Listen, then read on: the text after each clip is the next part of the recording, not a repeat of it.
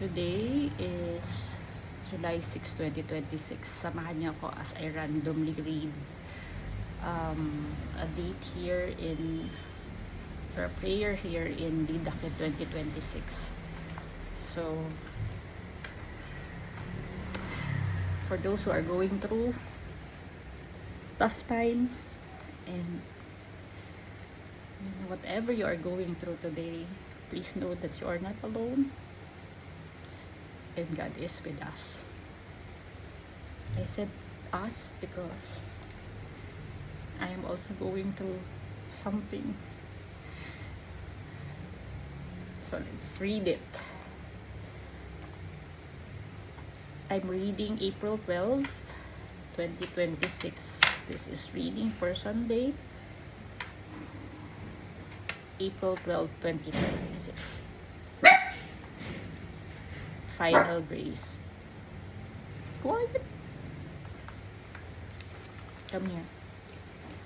Come to mama. Up here. Itong aking alaga ay medyo... Come here. Come to mama. Come to mama na. So this is Biscuit. Say hi to them.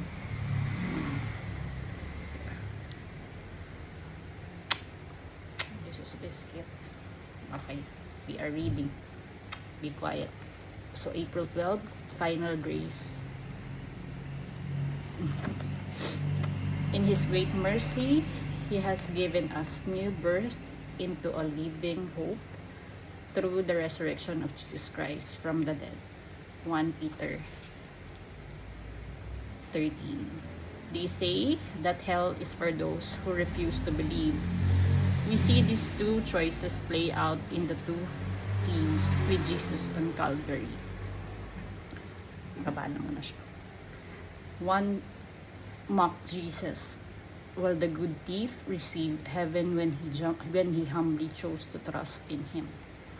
At the end of our lives, the final judgment will be the fulfillment of God's mercy, because the Father can't look at us except through the wounds of Christ, through which we have been redeemed. It is also by God's mercy that souls have the freedom to choose, even if that choice leads to eternal separation from Him, aka hell. In today's gospel, we find Jesus lovingly admonishing Thomas to stop doubting and believe. Friend, believe today that God's mercy is so much greater than your sins. Trust in His great love for you.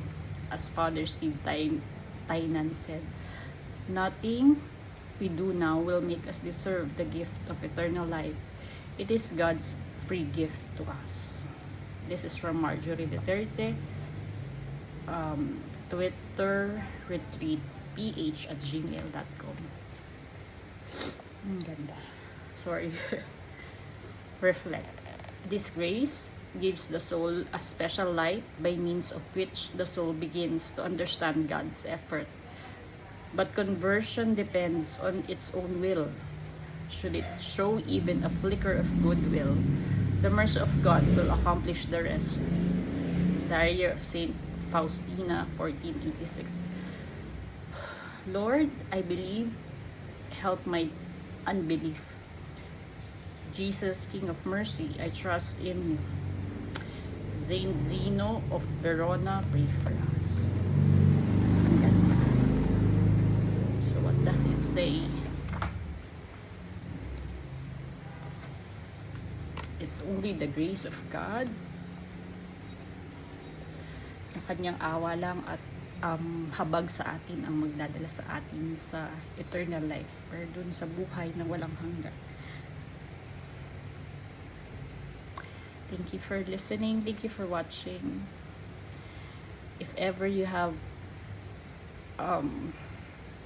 something going on with you right now, please know that you are not alone.